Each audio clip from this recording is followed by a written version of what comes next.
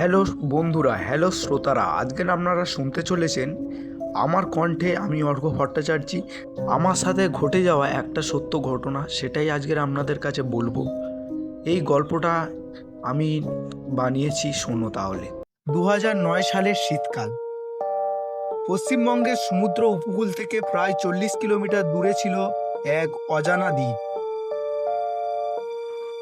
সরকারি মানচিত্রে দ্বীপটির নাম ছিল চন্দ্রদ্বীপ, কিন্তু আশেপাশের জেলার একে অন্য নামে চিনত।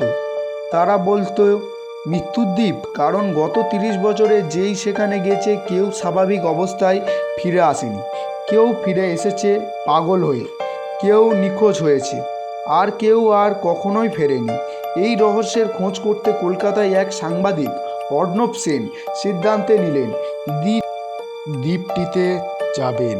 অর্ণব ছিলেন সাহসী মানুষ। ভূত পেতে তিনি বিশ্বাস করতেন না। তিনি ভাবলেন এসব কুসংস্কার, কিন্তু তিনি জানতেন না কয়েকদিন পর তার জীবন সম্পূর্ণ বদলে যাবে। এক ভোরবেলা একটি ছোট মাছ ধরার টোয়ালে চেপে অর্ণব রওনা দিলেন। টেলারের মাঝি ছিল একজন বয়স্ক বৃদ্ধ।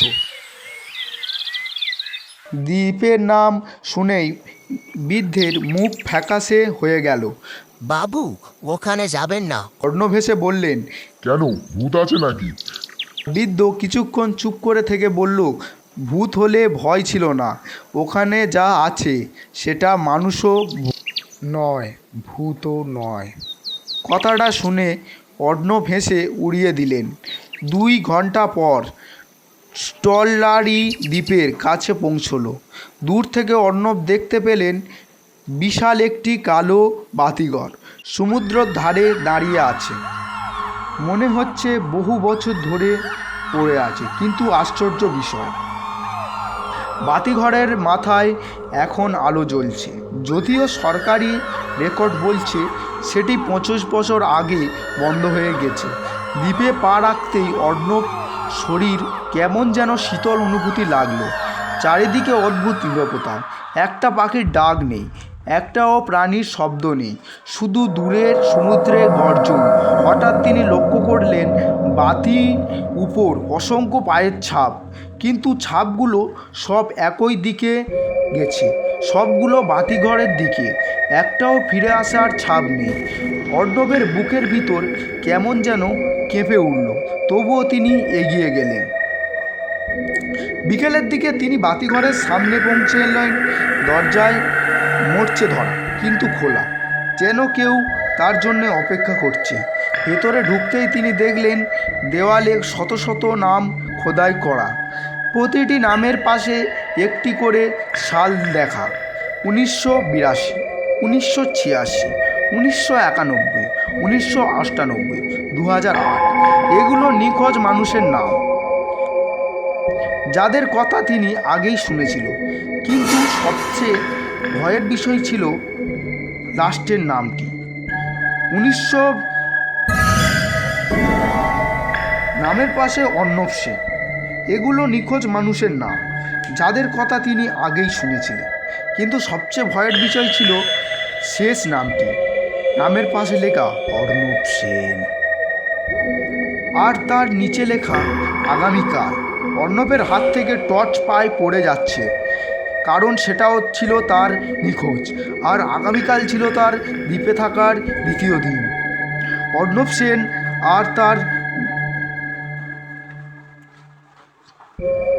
আর আগামীকাল ছিল তার দ্বীপে থাকার দ্বিতীয় দিন। অভিশপ্ত দ্বীপের কালো বাতিঘর। পার্ট 2। দেওয়ালের নিচে নাম দেখে অর্ণবের শরীরটা ঠান্ডা হয়ে গেল। তিনি নিজেকে বোঝালেন কেউ হয়তো মজা করছে, কিন্তু প্রশ্ন হলো এই নির্জন দ্বীপে তার নাম জানলো কে? সন্ধ্যায় নামতে শুরু করেছে। বাতিঘরের উপরে তলা থেকে যেন কারোর হাঁটার শব্দ ভেসে আসছে, ঠক ঠক ঠক। অর্ণব টর্চের হাতে সিঁড়ি বেয়ে উপরে উঠতে লাগলেন। উপরে পৌঁছে দেখলেন একটি পুরনো ঘর। ঘরের মাঝখানে কাঠের টেবিল, তার উপর একটি মোটা ডায়েরি। উপরে পৌঁছে দেখলে একটি পুরানো ঘর। ঘরের মাঝখানে একটা বড় হল ঘর। পাতা উল্টাতে তিনি দেখতে পেলেন বহু মানুষের শেষ দিনের বর্ণনা। আর সবচেয়ে শেষের পাতায় লেখা ছিল, আজ অর্ণব সেনের দ্বিতীয় দ্বীপে এসেছে। এটা লেখা হয়েছে তার আসার আগেই ঠিক হয় তখনই বাতিঘরের বাইরে এক ভয়ঙ্কর চিৎকার শোনা গেল। অর্ণব জানালার কাছে দৌড়ে গেলেন। দূরে সমুদ্রের ধারে একজন মানুষ দাঁড়িয়ে, সে হাত নাড়ছে, কিন্তু পরের মুহূর্তে সমুদ্রের কালো ঢেউ তাকে টেনে নিয়ে গেল, আর কোথাও তাকে দেখা গেল না। রাত গভীর হতে লাগলো। হঠাৎ বাতিঘরের আলো নিজে নিজে জল করে উঠল, আর সেই আলোয় সোজা সমুদ্রের দিকে নয়, দ্বীপের জঙ্গল দিকে উঠল, যেন কাউকে ডাকছে। বাতিঘর প্রার্থী। রাত ঠিক 12টা। অর্ণব ঘুমিয়েছিল না। হঠাৎ তিনি শুনলেন অনেক মানুষের ফিসফিসানি, যেন শত শত গলা একসঙ্গে কথা বলছে, কিন্তু কোনো শব্দ পরিষ্কার বোঝা যাচ্ছে না। শব্দগুলো আসছে বাতিঘরের বাইরে থেকে। তিনি টর্চ নিয়ে নামলেন। নিচে পৌঁছে দেখলেন মেঝেতে লবণ দিয়ে আঁকা একটি বিশাল বৃত্ত। দিনের বেলায় এটি সেখানে ছিল না। বৃত্তের মাঝখানে দাঁড়িয়ে আছে একটি ছোট্ট ছেলে, বয়স 10-11 বছরই হবে। সে মাথা নিচু করে দাঁড়িয়ে। অর্ণব ডাকলেন, কে তুমি?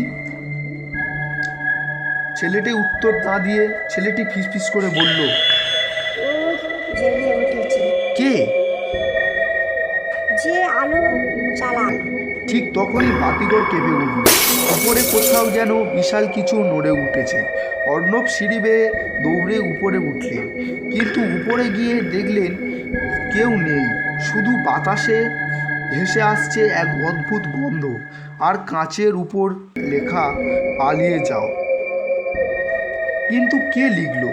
তিনি তো একাই আছেন। হঠাৎ পেছনে কারোর নিঃশ্বাসের শব্দ। অর্ণব ঘুরে দাঁড়ালেন, কেউ নেই, কিন্তু মেঝেতে ভেজা পায়ের ছাপ তৈরি হচ্ছে, একটার পর একটা, যেন অদৃশ্য কেউ তার দিকে এগিয়ে আসছে। পরের দিন সকালবেলা অর্ণব সিদ্ধান্ত নিলেন, আর নয়, আজই দ্বীপ ছাড়বেন। কিন্তু সমুদ্রের ধারে পৌঁছে দেখলেন ট্রলার নেই। পরের দিন সকালে যেখানে তিনি বেঁধে রেখেছিলেন ট্রলার, শুধু ছেঁড়া দড়ি পড়ে আছে। তিনি একা, সম্পূর্ণ একা। হঠাৎ দূরে জঙ্গলের ভেতর একটি পুরনো মন্দির দেখতে পেলেন। আগের দিন এটি তার চোখে পড়েনি। মন্দিরের দেওয়ালে ভাঙা, চারিদিকে আগাছা। ভিতরে ঢুকতেই তিনি একটি পাথরের ফলক দেখতে পেলেন, চারদিকে আগাছা। 1898 সালের বাতিঘর রক্ষক রঘুনাথ দাস নিষিদ্ধ আচার সম্পন্ন করে সমুদ্রের অন্ধকারে জাগিয়ে তোলে। তারপর থেকে প্রতি কয়েক বছরে একজন করে মানুষ এখানে আসে, আর অন্ধকারে তাকে নিজের কাছে রেখে দেয়। ফলকের নিচে আরও একটি বাক্য, আলো নিভিয়ে দিলে অভিশাপ শেষ হবে। অর্ণব বুঝলেন রহস্যর চাবিকাঠি এই বাতিঘর। সেদিন সন্ধ্যায় তিনি আবার বাতিঘরে ফিরলেন। সূর্য ডুবে যাওয়ার সঙ্গে সঙ্গে বাতিঘরের আলো জ্বলে উঠল, আর সেই আলোয় তিনি প্রথমবার তাকে দেখলেন। সমুদ্রের জলে দাঁড়িয়ে আছে বিশাল এক ছায়ামূর্তির মানুষের মতো, আর অন্ধকারে তিনি তার হাত দেখেই ভয় পেয়ে গেলেন। আজকেরকার গল্প এই পর্যন্ত শেষ। এর পরের পার্ট আসবে।